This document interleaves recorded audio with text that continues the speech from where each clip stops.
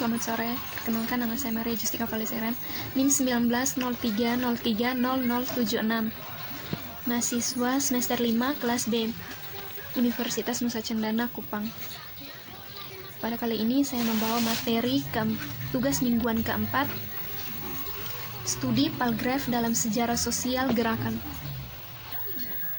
Di seluruh dunia, gerakan sosial telah menjadi sah, namun tetap diuji. Aktor dalam politik lokal, nasional, dan global, serta masyarakat sipil. Namun banyak yang tahu bahwa sedikit tentang sejarah yang mereka lalui lebih panjang dalam lintasan perkembangan mereka. Pada buku ini berusaha untuk mempromosikan sejarah yang inovatif, penelitian tentang sejarah gerakan sosial pada periode modern sejak sekitar 1750. Pada buku ini menyatukan studi konseptual informasi yang menganalisis gerakan buruh, gerakan sosial baru, dan bentuk protes lainnya dari modernitas awal hingga sekarang. Membangun kembali sosialis internasional selama Perang Dingin tahun 1945 sampai 1951. Munculnya kepentingan sejarah dalam pembangunan terbukanya masyarakat sipil dan peran masyarakat sipil yang kuat, serta non-organisasi pemerintah dalam pemantapan yang dibentuk secara demokratis politik telah memperkuat minat dalam gerakan sosial sebagai konstituen unsur masyarakat sipil. Di berbagai belahan dunia, gerakan sosial terus memiliki pengaruh yang kuat pada politik kontemporer. Di Amerika Latin, serikat pekerja, partai-partai buruh, dan berbagai organisasi masyarakat sipil kiri, tengah telah berhasil mendukung pemerintah, yakni seperti di Eropa, perdamaian dilakukan pada gerakan ekologis dan aliansi yang bermaksud berkampanye terhadap kemiskinan dan diskriminasi, serta diskriminasi rasial atas dasar gender dan orientasi seksual telah mampu mengatur politik yang penting dalam agenda selama beberapa dekade. Pada buku ini juga berusaha untuk mempromosikan penelitian sejarah yang inovatif tentang sejarah-sejarah gerakan sosial pada masa modern sejak sekitar tahun 1950. Kita menyatukan studi informasi konseptual yang menganalisis pergerakan tenaga kerja, gerakan sosial baru, dan bentuk protes lainnya dari awal modernitas hingga saat ini. Dengan seri ini berusaha untuk menghidupkan kembali dalam konteks perkembangan historiografi sejak tahun 1970-an. Tujuannya adalah untuk menghistorikan gagasan aktivisme sosial dan politik, untuk menyoroti perbedaan gagasan yang berbeda tentang protes politik dalam sosial di kiri dan kanan. And the International karya Ettore Costa. Gerakan sosial membahas periode penting pasca Perang Dunia Kedua yang mencoba untuk membangun kembali internasional kedua. Buruh partai dan khususnya sekretaris internasionalnya, Denis Healey, adalah pusat upaya, yakni mereka tetap beroperasi dalam jaringan internasional sosialis nasional. Kemudian banyak dari mereka mencari perlindungan di London selama Perang Dunia Kedua. Saat buruh dan sosialis internasional yang lama tergelincir ke dalam krisis di tahun-tahun antar perang, itu adalah pesaing yang paling tidak mungkin untuk kepemimpinan di dalam sosialisme internasional, yaitu Partai Buruh Inggris yang menjadi terkenal. Pada tahun 1908, banyak sosialis tidak mau mengakui Partai Internasional karena penolakannya terhadap Marxisme. Buruh menempuh perjalanan jauh dari menjadi orang luar di internasional, menjadi motor utama untuk renovasi setelah tahun 1945. Partai Buruh mengambil kepemimpinan dalam upaya membangun kembali internasional dengan konferensi pasca perang pertama di Clacton pada tahun 1946 dan tetap di kursi penggerak internasionalisme sosialis sampai Kongres Dasar di Frankfurt am Main pada tahun 1951. Pada bab ini, internasionalisme sosialis telah menjadi keyakinan yang benar jika bertahan begitu lama dan terlepas dari kesalahan para praktisinya.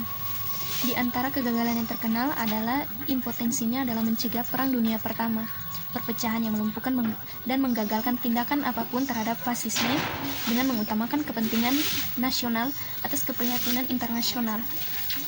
Pada saat kepemimpinan Ignatius Silon dan André Philipp yang berpendapat bahwa tidak ada nasionalisasi yang sukses dalam kutip nasionalisasinya dari sosialisme. Ketika berbicara tentang sosialis internasional yang kecewa dan sosial demokrat yang mencari kehormatan nasionalis bersikeras pada jurang antara internasionalis aspirasi dan realitas nasional.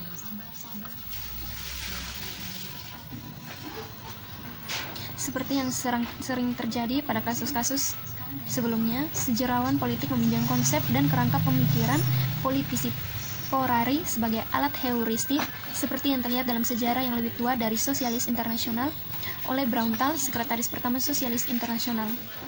Menurut Sasson, berpendapat bahwa Sosialis Internasional berbuat sedikit lain selain merumuskan resolusi kompromi yang tidak pernah sedikit pun paling penting. Namun, klaim Furet, pemain sejarah, memiliki kesadaran akan peran mereka, dan dengan demikian sejarawan harus kritis terhadap representasi diri.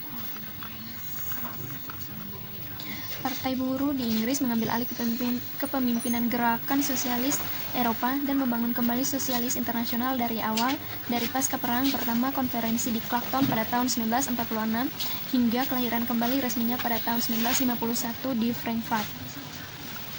Saat itu menyelidiki bagaimana era transformasi radikal untuk Eropa dan dunia membentuk suatu tujuan yang diasumsikan oleh partai-partai sosial demokrat pada dekade itu.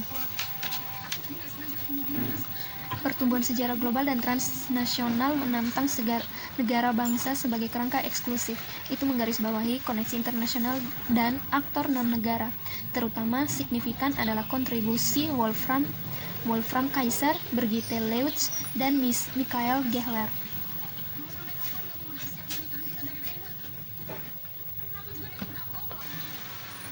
Kesan yang ditinggalkan oleh pengalaman pertama di masa muda menyatu menjadi pandangan alami, di mana pengalaman masa depan saling berpura-pura.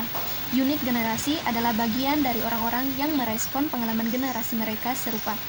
Tepat setelah Perang Internasional, sekretaris dan pemimpin muda adalah orang-orang yang lahir sebelum atau selama Perang Dunia Pertama dan mengalami depresi, perang, dan rekonstruksi.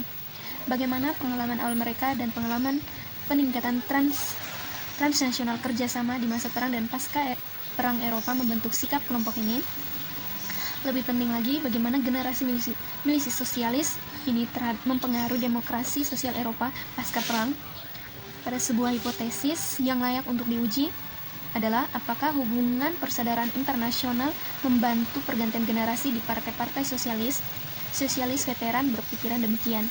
Pada konferensi Zurich Juni 1947, Louis de Broglie menyerahkan tongkat estafet kepada pemimpin baru Partai Sosialis Belgia, yakni PSB, Max Busset, yang menyatakan bahwa sebagai praktik internasionalisme adalah merupakan generasi lama dari sosialis, itu akan melakukan hal yang sama untuk yang baru. Jika orang-orang yang terlibat dalam jaringan sosialis internasional memperoleh aset dalam partai, mereka bisa menggunakannya untuk mendapatkan posisi yang lebih baik.